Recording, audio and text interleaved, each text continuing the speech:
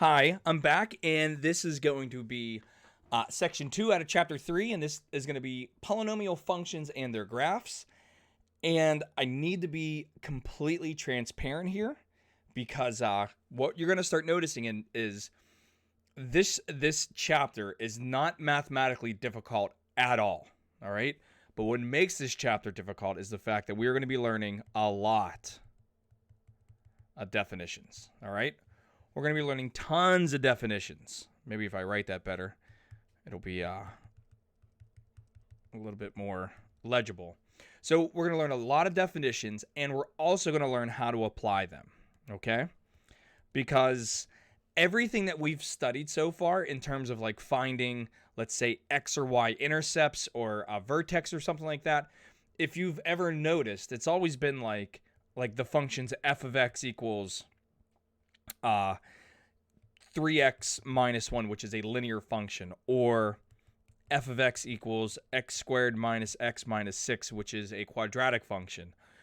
Or it could have been something along the lines of f of x equals x to the fourth minus x, let's say minus x to the third minus 12, which is a fourth degree polynomial. However, when you go to solve this, it just happened to work out very nicely. The question becomes, what if you have higher order polynomials? How do you find the solutions to those higher order polynomials when they're kind of like all over the place, all right? And in order for us to do that, we need to know a lot of definitions, okay? So the first one, we already know, a polynomial function of degree n has the form p of x equals an to the x n plus an minus 1, x to the n minus 1, and you just repeat this process until you get down to x1 and x0, okay? Now, n are going to be our integers, and they are non-negative, but that's kind of what a polynomial function is from the very start. Now, let me get out my little highlighter here so you can see what I'm talking about. So the numbers a0, a1, a2, an, so they're going to be these right here. Oh, excuse me, are called coefficients, okay? You learned that word or that definition a long time ago, all right? Now, let me erase. Specifically, a0 is called the constant coefficient or just the constant term. So this is called a constant coefficient, but normally we just refer to it as the constant term, all right? A sub n is going to be the leading coefficient, and it's because that coefficient will be the highest power overall in the polynomial.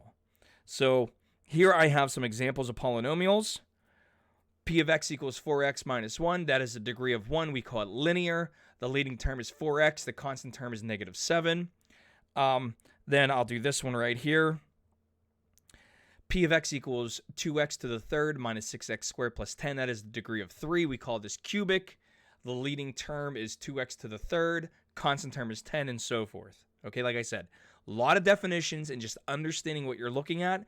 If you can do that, the name of the game for this chapter is going to be really easy for you, okay? And then we have some very famous graphs of monomials. Y equals x, we call this linear. Y equals x squared, this is quadratic. Y equals x to the third is cubic. And then y equals y equals x to the fourth and y equals x to the fifth. I mean, they have names, quartic, and I forget what x to the fifth is. But the idea behind it here is this, and this is really, really, really what we're focusing on, and this is going to lead us into our next topic, all right? Is if you look at the quadratic, notice that it has this letter u right here. Also, look at x to the fourth. It also has this letter u, okay? Now, if we look at the cubic function, from left to right, it's like negative, then it goes to 0, and then it goes positive. And x to the fifth, it starts off negative, levels off at 0, and then goes positive again. Those have what we call families of powers, or the power families, okay? And this is something, like I said, we already learned. But basically, if you have f of x equals x to the n, where n is even. It's going to resemble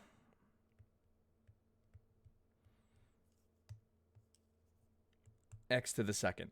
All right. So if n is 2, 4, 6, 8, 10, 12, and so forth, it's going to look like the quadratic.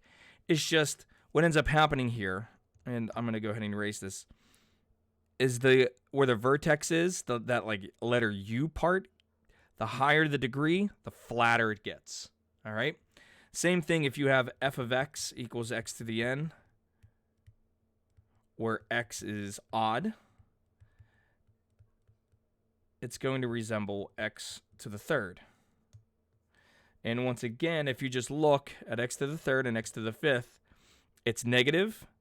Then it's going to go basically flat. It doesn't go completely flat, but then it stays positive. And the higher the degree, the flatter it's going to get, but it still kind of stays pretty positive, okay? And like I said, this is what leads us into this next definition here, which is n-behavior polynomials. So if p has an odd degree, so, oops, sorry. Let me get a highlighter. I think a highlighter is better. So if this right here, that term has an odd degree, then it's going to look like x to the third. And notice here, we have the n behavior. So what we're concerned is what's happening to the far left and far right, or the far bottom and top half of the graph. Let me get my marker out again. Here we go. So and the relationship you want to look at here is this: as x goes to infinity, y goes to infinity. As x goes to negative infinity, y goes to negative infinity. Now, if the leading coefficient is negative, so you know what I'm going to do? I'm going to write it up above here. So we'll write p of x equals an x to the n, and this will be p of x equals negative an x to the n. So just if that's negative, then you flip it about the x-axis, but still, as x goes to negative infinity, y will go to infinity. As x goes to positive infinity, y goes to negative infinity. So you want to be aware of n behavior. That really helps out tremendously when we're trying to sketch graphs of polynomials. And obviously, if p has an odd degree, p can also have an even degree. Evens are a little bit easier to understand because they look quadratic, and they're going to have that like general U shape to them. So the first one is going to be p of x equals an x to the n, where an is greater than 0. It's positive. Notice as x goes to negative infinity, y goes to infinity. And as x goes to positive infinity, y goes to infinity as well. And then if your leading coefficient term is negative, meaning it's less than 0, then you just flip it about the x-axis. So if we just think about an example here, like describe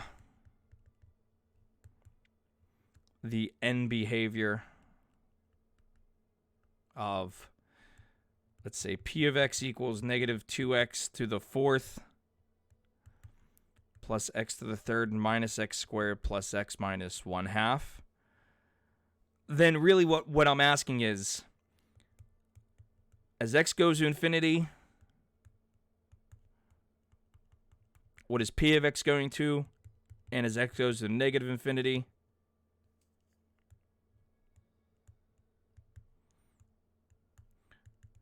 what is p of x doing? So first thing, identify the leading coefficient. It's going to be negative 2. And then look at the leading coefficient's power or degree. So this is negative 2x to the fourth. So I know it's going to be quadratic. It's just reflected about the x-axis. So when x goes to negative infinity, p of x goes to, as x goes to positive infinity, p of x goes to negative infinity. And as x goes to negative infinity, p of x will also go to negative infinity because it is going to have this shape right here. Okay? I don't really know where these peaks and valleys are. I don't really care about that right now. All I care about is just the end behavior. That's it. Okay? All right, now here is the humongous part of this section. It is by far the most important. It gets a star, okay? If P is a polynomial function,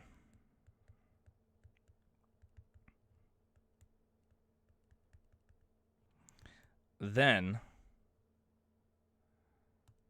C is called a zero of P if P of C equals 0. In other words, the zeros of P are the solutions to the polynomial equation P of X equals 0. All right? So what we're really saying here is this, all right?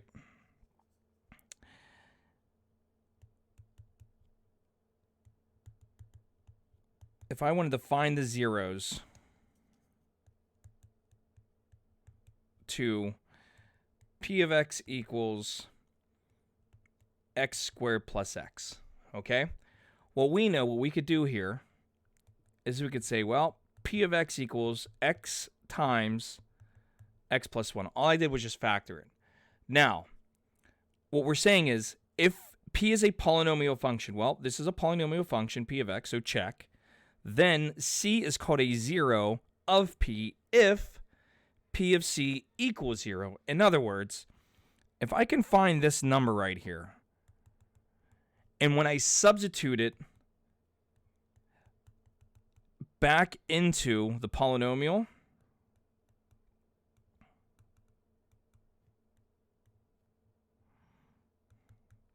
and we get 0 as an output, then I know what I found is what we call a 0. Now, I'll show you what a 0 is in a second. So here's what we're going to do. We're going to find what values of X will make P of X equal to 0. So I substitute 0 in for P of X because that's what I want my P of X to be. I want it to be 0. And I just solve this right here, which we've done 100 times. X equals 0. X plus 1 equals 0. So notice, here's what's happening. We just found X equals 0, X equals -1. Now, a long time ago, we were like, okay, that's great, perfect. But these two numbers are X intercepts. They are what we call, and I'm going to highlight because we're going to be using these two words interchangeably. They are called x-intercepts or zeros to the polynomial. In fact, if I just pull out Desmos real quick, okay, and I were just to type in x squared, oops, sorry, I keep hitting that button. If I were to type in x squared plus x, and let me just zoom in. Notice those two x values, x -1, x equals 0. I found what two values make this polynomial equal to 0, and that is immensely important for us, okay? And it actually leads us into this very first definition here. So, if P is a polynomial and C is a real number, then the following are all equivalent, meaning you can use them interchangeably. Number 1, C is a 0 of P. That's like saying P of 0 equals 0 and P of -1 equals 0 from the previous from the example above. X equals C is a solution to the equation P of X equals 0. In other words, X equals 0, which means P of 0 is going to equal 0. X equals -1, which means P of -1 equals 0. You can substitute it in, and you're going to get 0 as the output. This is huge. Number 3. What this is saying is X minus C is a factor of P of X, okay? Now, what this is saying is, I'm going to write it here. For example, we know the zeros to a polynomial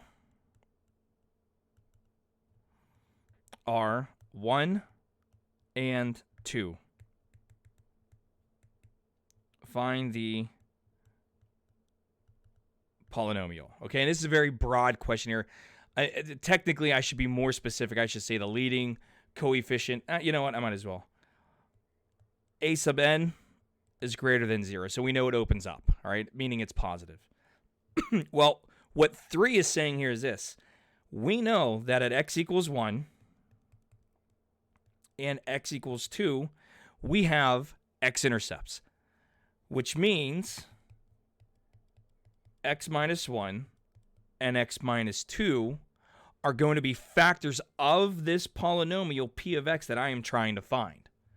Which also means if I were to go ahead and just distribute, I'd get x squared minus 2x minus x plus 2, which gives me x squared minus 3x plus 2.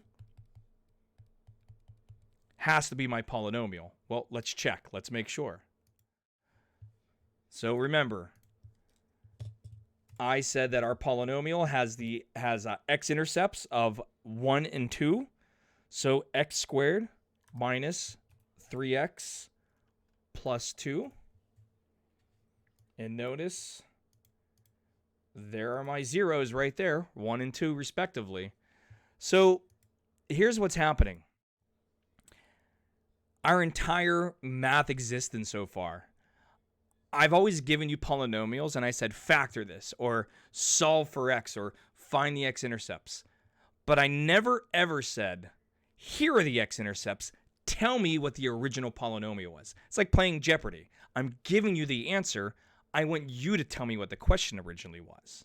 That's what step 3 says. Or not step 3, that's what number 3 says.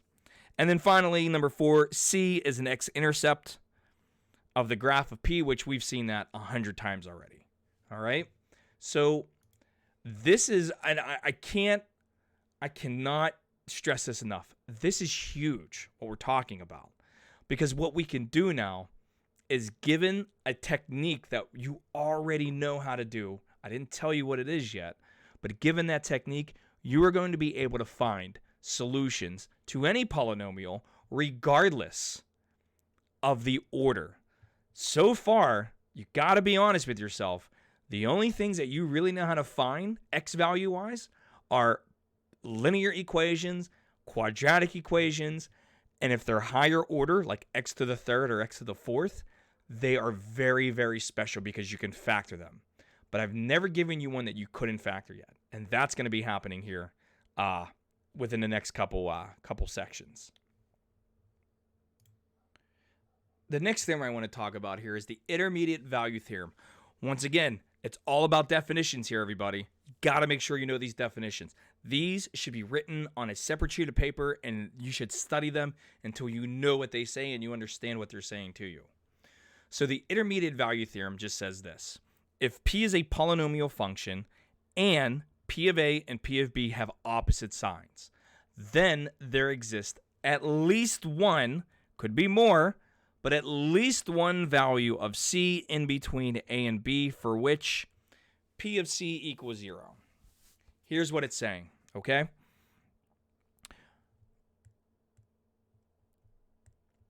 First, you have two different X values. We're going to call them A and B respectively, okay? Now, what the intermediate value theorem says is this. If you are at, let's say, A and you look down, you notice P of A is going to be negative, okay? Then, if you go over to B and you look up, you notice that P of B is positive. Well, if P of A is negative and P of B is positive, then you must have crossed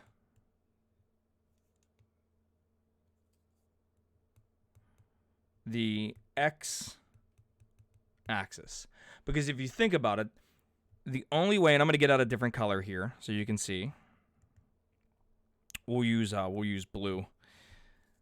So the only way that you can go from P of A all the way up to P of B is if you crossed the x-axis. And what that tells us is this number C, let me draw my little line, there we go. This number C means no matter what this polynomial is, if I were to find that number C and substitute it into my polynomial, I would get 0 as a solution, which means, oh, and here it is. This is the biggie now, which means 1, C is a 0 of P. 2, x equals C is a solution to P of C, or I'm sorry, P of X equals 0. See how all those kick in above? 3, x minus C is a factor. All right, which means if I were to factor this, x minus C would be one of those factors. And 4, C is an x-intercept. All right, all those kick in immediately once you find that value C. That's what the intermediate value theorem says for polynomials. In fact, this is how we figured out, and there are other ways, but this is just one of the many ways that you could figure out what the square root of 2 is. Because if you think about the square root of 2, it's 1.418 something. It's, it's crazy, right? But how did they figure that out? Well, they used this method called the bisection method, which is nothing more than just the intermediate value theorem for polynomials. If you're interested, just send me an email and I'll write you something up about the bisection method and how to program it into a computer so you can easily find square roots and stuff like that. But anyways, let's continue. So what we're going to do is we're going to sketch a graph of P of X equals x plus 3 times x minus 1 times x minus 2. Okay? Now, this is so much easier than you think it is. All right. Now we're not going to use. Well, what we'll do is we'll use Desmos at the end just to verify that we're correctly. But what you're going to find sometimes is that just by doing it by hand, it could actually be just as fast, if not faster, than getting out your calculator, typing everything in, fixing your window, and all that stuff. All right.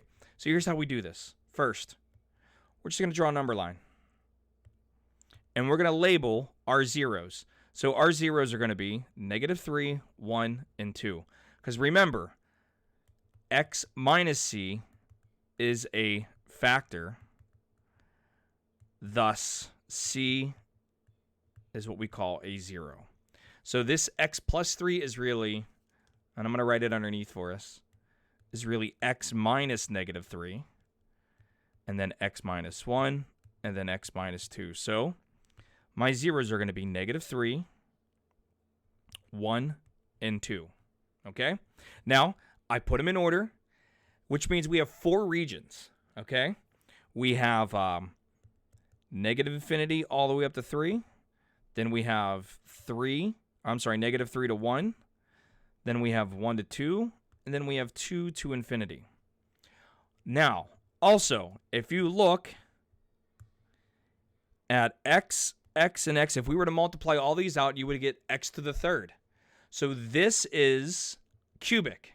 So I know from -3 or -infinity to -3, we're going to be below the x-axis. Like I know that. Okay?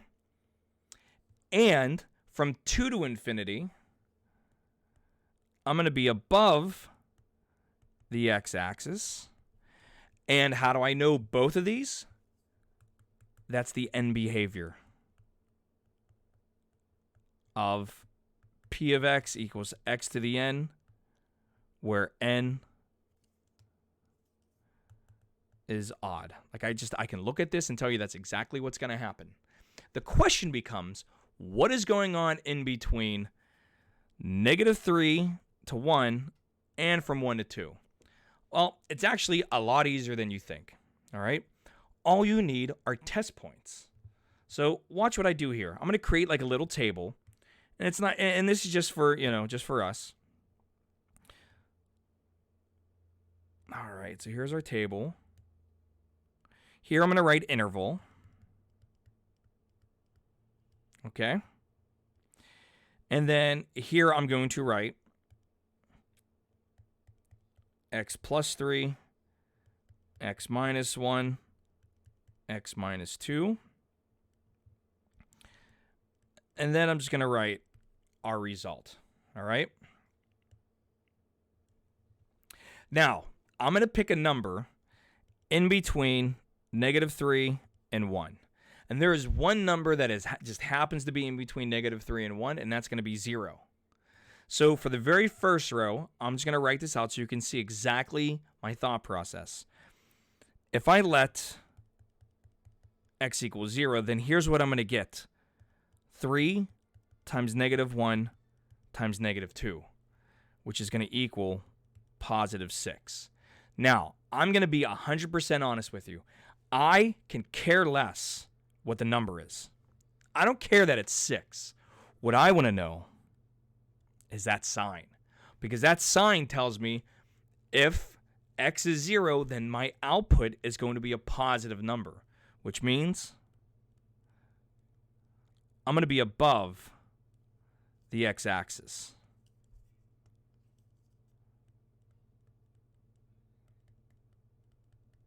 Okay? Now, we're going to do the same exact thing, except I'm going to pick a number in between 1 and 2. And unfortunately, it's not going to be a great number, but it's going to be a number nonetheless. So I'm going to write out the interval, 1 to 2, and I'm going to let x equal 1/2. Sorry, how about 1.5? Okay? I know a lot of us like decimals. I hate decimals, but for this purpose, I think decimals will be more than sufficient. Because remember, I don't care what the number is. I just want to know the sign. If I let x equal 1.5 and I substitute it into x plus 3, I get a positive value. If I substitute 1.5 and subtract 1 from it, I still get a positive value.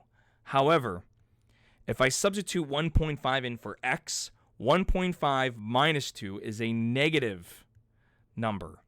And a positive times a positive times a negative is a negative, which means I'm going to be below the x-axis. So what I'm going to do here is I'm just going to write this in. Positive above and then negative below. And I'm going to copy and paste this because this is going to give us a really good idea of what's happening here. All right, so there we go. Okay, so, excuse me. The directions were to quickly sketch. Here's -3. Here's 1, here's 2. I know at -3, I have an x-intercept. So I can put like little dots there. I know from -infinity to -3, all my y values are going to be below here. Okay? Then I know from -3 to 1, I'm above the x-axis, so I have to come up here. But eventually, I'm going to have to come back down because I know at x equals 1, I hit the x-axis again. Between 1 and 2, I'm below. And then I go right back up and above. So here's our nice little rough sketch of our function. And then if I wanted to, just to get really technical, I can go into Desmos and just type in our polynomial, which is x plus 3 times x minus 1 times x minus 2, and zoom out. And there we go right there. So let's see, how tall is that? That goes up to about 15. All right, so let's make it look nice. So we're going to go, let's say, -5 to 15. Actually, no, we'll go to 5. And that's pretty good right there. So, as you can see here, Desmos is way better at graphing than I am. However, if you look at my graph, and we're going to go back and forth to Desmos real quick, it is the same exact thing. Now, like I said, this goes much faster once you understand really what you're doing, and where everything falls back to is this right here. This right here. The real zeros of polynomials. Once you understand this, everything is so much easier, okay? All right, so definitely a lot going on here, okay? But I mean, like I said, it's very, very straightforward, okay? But I do want to go over this example here, okay? So I want to find the zeros to p of x equals negative 2x to the fourth minus x cubed plus 3x squared. And the reason why is there's going to be something that happens here, okay? And we're going to want to sketch. Okay?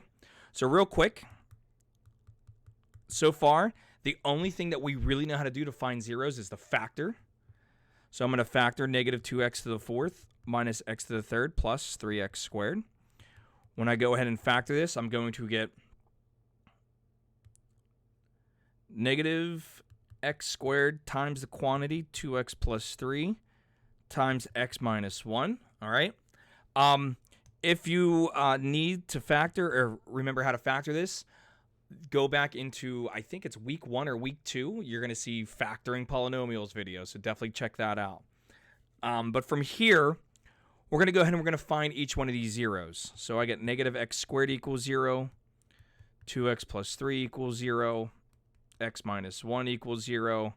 And what we find is x equals 0, x equals negative 3 over 2, and x equals 1 for each one of these. So here's my 3 zeros. And if I were to go ahead, draw my number line, put them in order. So negative 3 over 2, 0, and 1. And I were to go ahead and just create my table. All right, so here's my table. Well, that's a horrible looking table. Let's try that again.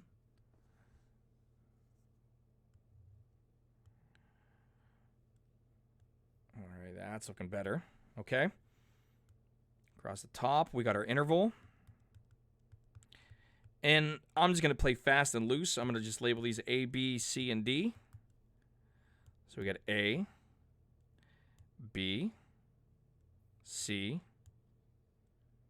and D. So there's my intervals.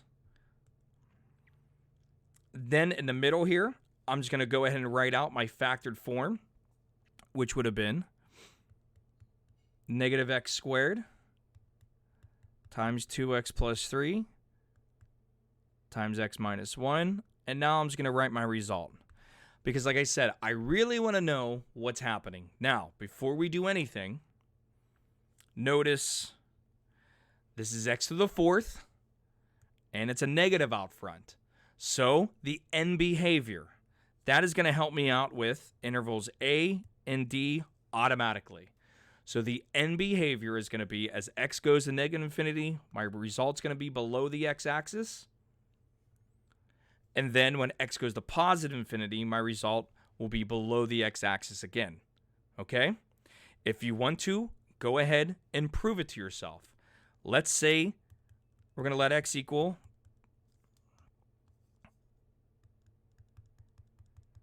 negative 10. Well, look at your signs. You get a negative, a positive, and another negative. Oh, wait a minute. That's backwards.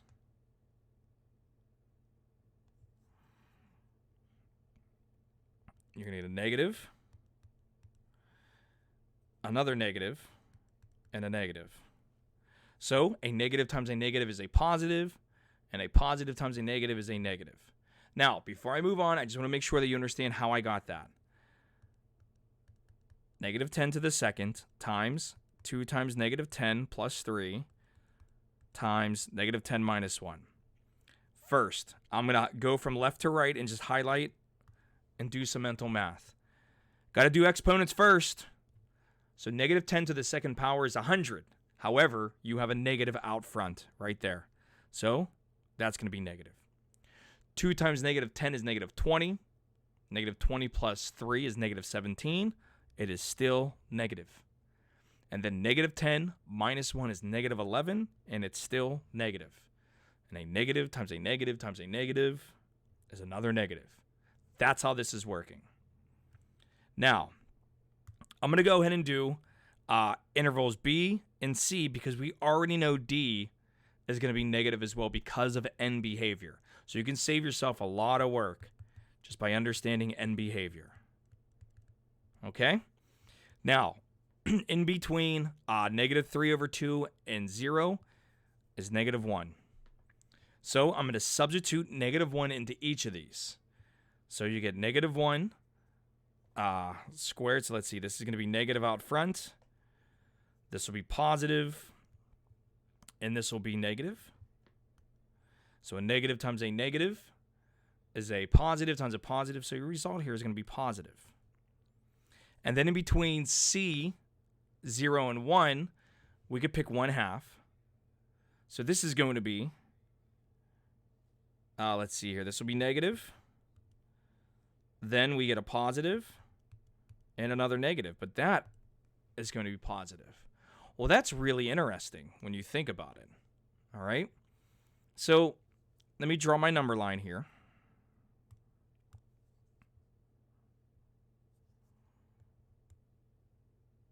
Here's negative 3 over 2. Here's 0, and here's 1. Okay? So we know in region A, everything's going to be negative. Then we know we have to come up and hit at negative 3 over 2 because that is a 0. We know that. But now, in regions B and C, they're both positive. So I have to come up, come back down, and hit at 0. But then I have to come back up and then come back down and hit at 0 again. And then after 0, it's negative. So what's happening here is the fact that this isn't like a nice smooth roller coaster like the previous problem. And let me show you what I mean here. All right, I went ahead and graphed these on Desmos before. So here's our first graph, that x plus 3 times x minus 1 times x minus 2. This was nice cubic function, looked good, okay? Here's the one we just did. Notice the difference here.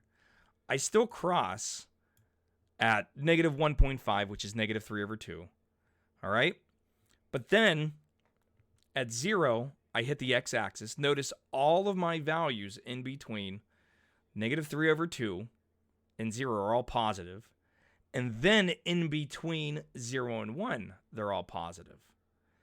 Then after 1, I stay negative again. So you got to be really careful about how you read these because you want to make sure that you're getting the proper graph, okay? And notice these are just rough sketches. They're not very accurate in the sense that you have a max at negative 1 and you have another max at 0.7. All right, we're not concerned with that yet. We're going to be. For now, all we want to do is understand end behavior, and then we want to understand what's happening in between. All right, now there is something that we can rely on, and that's going to be this definition right here. Shape of the graph near a 0 of multiplicity m. All right, so if C is a 0 of P and multiplicity M, then the shape of P near C is as follows. So here's what's happening. I'm going to write that problem we just did in its factored form, okay?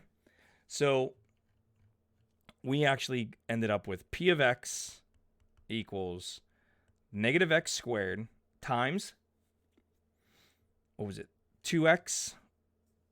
I already forget what it was. 2x plus 3 times x minus 1, okay? Now, I'm going to come back into this factored form. I'm going to zoom in so you know exactly what I'm talking about. I'm going to erase this 2 and write it in red. I'm going to put a 1 there and a 1 there.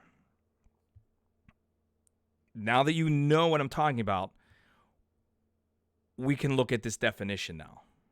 Okay? So what it's saying here is this. If you have a polynomial, okay, and you have a multiplicity. Now, all these are multiplicities. So this is going to be a multiplicity of 2, which means when I separated them down into their respective factors and set each one equal to 0, right here, we know x equals 0. However, it's a multiplicity of 2. Because if you recall, the leading coefficient, the degree of that polynomial in the original polynomial is p of x equals negative 2x to the 4th minus x to the 3rd plus 3x squared. This degree tells me how many x values exist for this problem. In other words, there are going to be 4 zeros to this polynomial. It just so happens x equals 0 is 2 of them right off the start. So it's a multiplicity of 2. Now, here's what's happening. If you look at the second row, it says, if m is even, m is greater than 1. All right, so 2, 4, 6, 8, and so forth. All right, you have a polynomial that touches the x-axis. It doesn't go through the x-axis. It'll touch it. Now, look at 2x plus 3 and then x minus 1. When I solve these respectively, I got negative 3 over 2 and x equals 1. But notice their multiplicities are just 1. All right? So when you add up all the multiplicities, so m equals 1 here and m equals 1 here, multiplicity now, notice 1 plus 1 is 2 plus 2 more is 4. So we found all 4 theoretical solutions to this polynomial. It's just when m is odd, you cross the x-axis. All right? So the multiplicities will tell you if you were touching the graph or if you were crossing the graph. Or I'm sorry, let me be more specific. The multiplicities will tell you, are you touching the x-axis or are you going to be crossing the x-axis? Okay? So let me show you an easy example of where we only touch the x-axis. So p of x equals x squared plus 8x plus 16.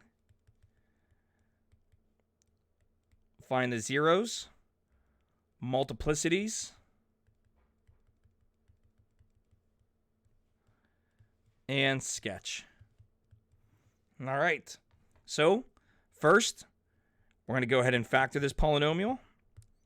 You get x plus 4 times x plus 4. Now notice x plus 4 and x plus 4, they are the same exact thing. Therefore, you can rewrite this as x plus 4 quantity squared. Our 0 is going to equal x equals negative 4. Because remember, x minus c is a factor. So since I know the 0 is x equals negative 4, and this has a multiplicity of 2, I know that when I draw this graph, 1, 2, 3, 4, it is just going to touch because I have an even multiplicity at negative 4. So the best way to convince yourself, go over to Desmos. I typed it in right here. There it is. Notice it touches negative 4, but it doesn't go below the x-axis. And why does it touch? Because negative 4 has an even multiplicity. Okay? It is unbelievable how much information there is in a polynomial if you just know where to look. Like I said, this entire section more importantly, this entire chapter is going to be all about definitions, okay? All right, so here's our final example of this section. Graph the polynomial p of x equals x to the fourth times the quantity x minus 2 to the third times the quantity x plus 1 to the second. All right? So like I said, this is a higher order polynomial. What we're going to do is we're just going to sketch this real quick using all of our definitions that we know. So first, our zeros are going to be x equals 0 with the multiplicity of 4, x equals 2, multiplicity of 3, and x equals negative 1, multiplicity of 2. I also know, since this is even, we can go back to that definition. This will touch. Since this multiplicity is odd, it'll cross. And since this is even, this will touch. And all these will be the x-axis, okay? So now, I want to discuss our end behavior. Now, the end behavior is really easy to find, okay? It's going to be up in here. And when you really take a step back and you think about it, and I'm going to go ahead and just use my red marker real fast. I'll use my black marker because it'll erase it, or it'll cover it up more evenly. Once x gets like larger or whatever, this minus 2 means absolutely nothing, and this plus 1 means really absolutely nothing. So really what you're looking at is x to the fourth, x to the third, and x to the second. And since they're all being multiplied, you would add all of those exponents together. So you would get 4 plus 3 is 7 plus 2 more is 9. Here's what you get, though, okay? P of x overall is just x to the ninth. This is odd. Your a sub n, meaning the leading coefficient, is greater than 0. So I already know I'm going to have something that looks like this for my end behavior. So you can kind of see where this is going now, like how fast I can actually do this. So I'm going to zoom out a bunch. I'm going to get rid of this little sketch that I made, and we're actually going to sketch it now. All right, so here we go. We're going to go in order. Here's negative 1. Here's 0. Here's 2. I know at negative 1, I touch the x-axis, and I also know the end behavior is below it. So it's going to look like this, and I just touch it. Okay? Now, at 0, I touch again. So I have to come down and come back up, but I only touch here. And then at x equals 2, I got to cross it, which means I have to come down and come back up. So here's just our very, very, very rough sketch. Gives me a really good idea. I don't know how low these get, but I do know that they're below the x-axis. To get more technical, you'd have to substitute values in for x to see just how low you actually get. All right? The best thing to always do, though, always go back to your best friend, Desmos. All right, so let's turn this graph off, and we're just going to type in what we just had. So x to the fourth times the quantity, x minus 2, all raised to the third, times the quantity, x plus 1, and this is going to be raised to the second power. Whoops. Wrong one. Second power. There we go. And that's exactly what we would expect. So at negative 1, I touch. At 0, I touch. At 2, I cross. How do I know that? Because of all the multiplicities. And that's going to be it for this section. So please study those definitions. It's so important. And I will see you in the next video.